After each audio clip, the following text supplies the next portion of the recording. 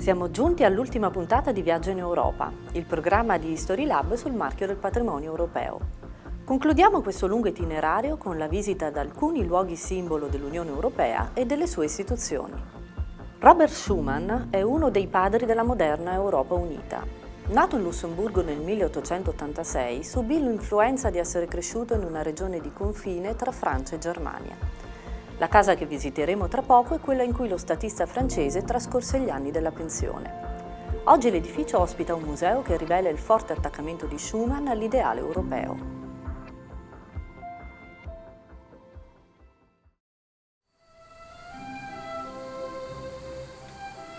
Robert Schuman, c'est le père de l'Europe. C'est un Mosellan qui est né au Luxembourg avec la nationalité allemande. Donc on voit déjà que depuis ses origines, il y a déjà cet aspect vraiment homme des frontières, multiculturel. Et Robert Schuman, donc après avoir été député de la Moselle, avocat, est surtout connu aujourd'hui dans l'histoire pour être celui qui a initié l'Union européenne que nous connaissons aujourd'hui par sa déclaration du 9 mai 1950 qui a donné naissance à la communauté européenne du charbon et de l'acier. Robert Schuman était quelqu'un de modeste, de très simple. Et c'est ici qu'il venait travailler, qu'il venait méditer, qu'il recevait ses amis proches. C'est une maison qui est de taille moyenne et les pièces les plus importantes sont situées à l'étage. Donc là, nous nous trouvons dans le bureau. Le bureau, c'est ici que Robert Schuman, fin avril 1950, vient prendre quelques jours de repos. Il ouvre sa mallette de travail et il ressort la note que Jean Monnet lui a fait transmettre quelques heures plus tôt à la gare de l'Est à Paris. C'est ici qu'il a rédigé la première version de la déclaration du 9 mai. C'est ici que l'Europe a commencé. Il a vu les conséquences de la Première Guerre mondiale, il a vu la montée du nationalisme dans l'entre-deux-guerres, il a vu la Deuxième Guerre mondiale. Et c'est tout ça, tout cet héritage historique qui lui a fait dire en 1945 il faut changer la manière de traiter l'ennemi, puisque l'ennemi, effectivement, l'Allemagne avait perdu la guerre. Et justement, l'idée de Schuman, c'était de ne pas dire c'est un ennemi, mais de dire nous allons en faire un allié, nous allons tendre la main à cette nation et construire. Nous accueillons environ 25% de notre public global dans le cadre scolaire ou extrascolaire. Alors ce sont des ateliers autour de la personnalité de Robert Schuman, de la découverte culturelle des pays européens, mais aussi des visites de la maison, alors des visites accompagnées ou non de livrets pédagogiques de la maison et du musée. Et donc il y a une extension muséographique qui a été construite donc, à partir de 2007. Et cette extension nous permet d'avoir un auditorium qui est donc avec une surface amovible qui nous permet de faire des concerts autour du piano de Robert Schuman, des colloques scientifiques, des activités pour enfants. Et à l'étage de cette extension, c'est l'exposition permanente donc qui retrace les grandes étapes de la vie de Schuman et les grandes étapes de la construction européenne. Robert Schuman a été le premier et le seul à ce jour à avoir été élu à l'unanimité et par acclamation président de l'Assemblée parlementaire européenne en 1958. Il a également reçu le prix Charlemagne, une distinction prestigieuse qui récompense encore aujourd'hui les hommes pour leur engagement européen. Et en 1960, il a été président d'honneur de l'Assemblée parlementaire européenne.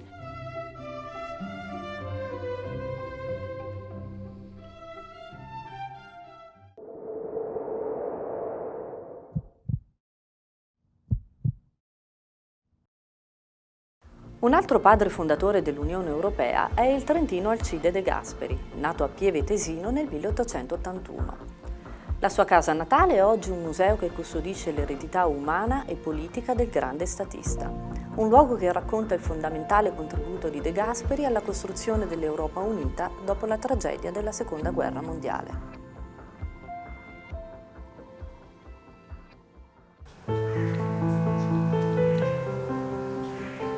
Noi siamo in un piccolo paese di montagna pievetesino. Questo sito ci parla di un museo, ma anche di una casa dove nel 1881 è nato il più grande statista italiano del Novecento, Alcide De Gasperi. Noi ricordiamo oggi De Gasperi come padre della Repubblica Italiana e uno dei padri fondatori dell'Europa. Ma non possiamo capire questo De Gasperi se non andiamo a vedere da dove quest'uomo è venuto, da dove arriva. E De Gasperi, scopriremo, è figlio di un confine, figlio di una terra di confine, figlio di una terra di incontri, sospesa tra nord e sud, tra l'Italia e la Mitteleuropa. De Gasperi è anche il rappresentante della sua gente in 3 diversi parlamenti, prima al Reichsrat a Vienna, appunto nell'impero, poi a Roma nel Parlamento del Regno d'Italia e poi nel Parlamento della Repubblica Italiana. De Gasperi è l'uomo dell'incontro. L'unità nella diversità è un motto che entra nella testa di De Gasperi già da giovane e che non lo abbandonerà mai. E mentre la maggior parte dei politici capita anche che vengano dimenticati, i grandi statisti come De Gasperi tornano a parlare alle nuove generazioni anche dopo 30-40 anni. In questo museo noi possiamo dire qualcosa di molto importante ai giovani. De Gasperi in un bel discorso verso la fine della sua vita disse non vi parlerò dell'Italia ma dell'Europa, e non dell'Europa di ieri e di oggi ma dell'Europa di domani. La storia di De Gasperi ci permette di capire che questa idea oggi, con una politica forte, può creare spazi di convivenza. Noi candidiamo per il marchio del patrimonio europeo perché questo sito è un po' come uno scrigno con dentro una preziosa eredità. È l'idea de gasperiana di una Europa vista insieme come occasione e come necessità urgente per costruire pace e democrazia.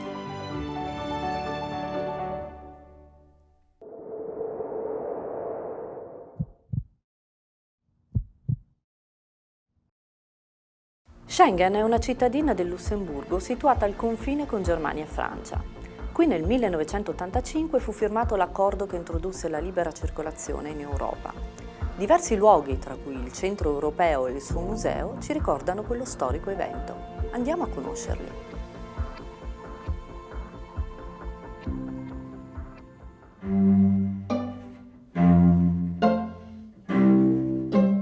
Schengen ist ein kleines Fensterdorf hier am Südosten von Lützeburg. Aber Schengen steht aber auch für den Weinbau, für eine herrliche Region, für Natur und so weiter, eine grenzenlose Natur, die wir hier haben. Der größte Tag war aber 1985, wie der Vertrag für Schengen hier unterschrieben wurde. Am Jahr 1984, 85 war Deutschland und Frankreich drohen Grenzen zwischen ihren 2 Ländern abzumachen. Benelux-Länder, die hatten schon viel mehr lang Grenzen, die hatten dann am Anfang die Initiative ergriffen, für Deutschland und Frankreich zu freuen, dass sie Teil von dem grenzfreien Raum wären. Der 14. Juni 1985, das war der Tag, an dem das Schengener Aufkommen unterschrieben ist, heute zu Schengen auf einem Schiff Prinzess Marie Astrid. Der 19. Juni 1990 war dann der zweite Schengener Aufkommen auch noch ein Kehr auf dem Schiff. Mit da ist es wirklich im Detail gegangen, wie Schengener Aufkommen was am Anfang die open Grenzen durchstellt, wie da tatsächlich umgesetzt wird. Der 26. März 1995 dann als tatsächlich Schengener Aufkommen umgesetzt ging. Das heißt von dem Moment an, da waren Grenzen op. Also Schengener Aufkommen heißt open Grenzen. Das betrifft natürlich die Leute, die am Schengen-Raum, wie in der Haut nennt, wohnen. Das ist ganz einfach von engem Land an das andere zu zirkulieren, ohne dass sie Pass weisen, also ohne systematische Kontrollen. Also den European Heritage Label ist natürlich etwas, was für das ganze den Center für Schengen gilt. Wenn ich sicher, ob Schengen kommen, da gehen sie normalerweise für dich an das Centre Européen, an das Musée. Also wenn der lo de Bausen op der Freifläche führende Musee sieht, du hat er 3 Kolonnen, die nennen sich die Colonne des Nations. Du als Altster symbolisiert Land aus dem Schengen-Raum. Du haben wir 2010 haben wir da ein Musee dran, wo wirklich am Detail noch einmal erklärt wird, was als Schengener Aufkommen ist, wie es da zustande kommt, wo war das, was sind die ganzen Elemente davon. Die sind an interaktive Bornen präsentiert. Schengener Aufkommen ist das am Anfang Papier, das ist ein Vertrag, wir haben ein Faksimile von dem Vertrag. Es gibt also Ponton, eine ganz moderne Struktur, wo man am Anfang touristische Informationen kriegen kann. Wir haben natürlich auch noch die Platz, wo die Schengener Aufkommen in der Schrift gehen ist. Der Platz, wo da damals war, ist auch noch ein Monument, was am Anfang als Hauptmonument ist, was schon 1997 da ist. Schengen ist sich der Geburtsplatz von dem freien Europa, grenzenlosen Europa. Hier spielt wirklich Europa. Das ist im letzten Mal, dass auch Deutschland, Frankreich, kommt ganz oft zusammen. Und wir werden ganz glücklich, von der Gift auf Schengen kommen, für zu Schengen dann wirklich den Esprit Europa zu kreieren.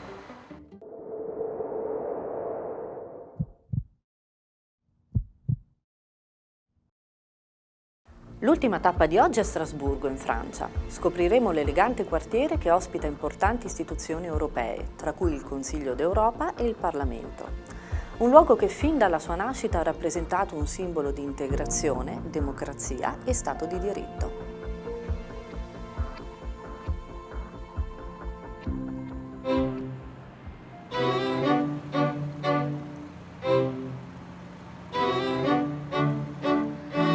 On est dans l'hôtel de ville de Strasbourg, qui est l'hôtel de ville de Strasbourg depuis 1805, dans un salon qui est très cher au cœur de tous les Européens, puisque c'est dans ce salon que s'est réuni le premier comité des ministres du Conseil de l'Europe en août 1949. C'est ici que l'Europe qu'on connaît aujourd'hui, a pris naissance. Notre ville, notre territoire a été disputé pendant longtemps par la France et l'Allemagne et elle symbolisait à cet égard la paix, la reconstruction et la réconciliation franco-allemande.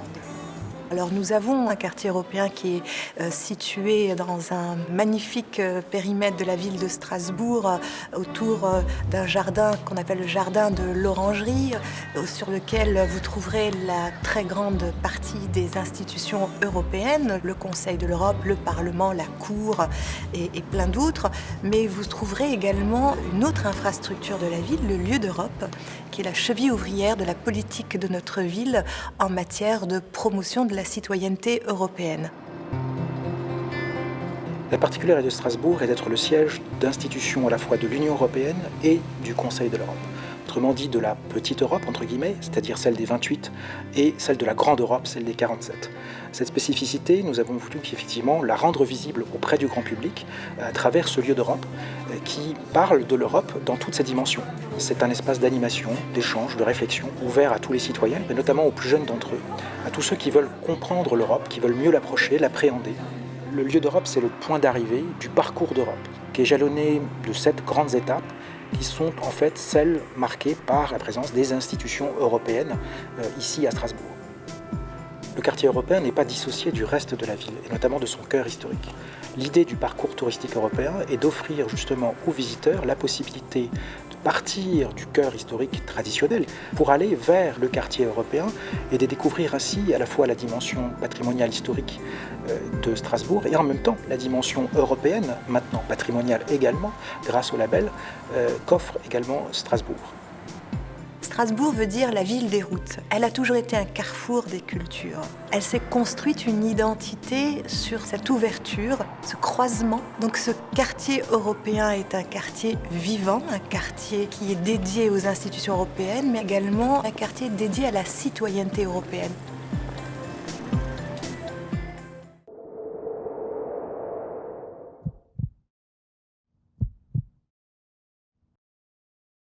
Si conclude qui Viaggio in Europa, il programma che ci ha fatto conoscere i siti in marchio del patrimonio europeo. Ringraziamo la Direzione Generale Istruzione e Cultura della Commissione Europea per aver messo a disposizione i 38 filmati e il Ministero per i Beni e le Attività Culturali della Repubblica Italiana. A voi tutti un grazie per aver viaggiato con noi alla scoperta dei luoghi che simboleggiano la storia, i valori e gli ideali d'Europa.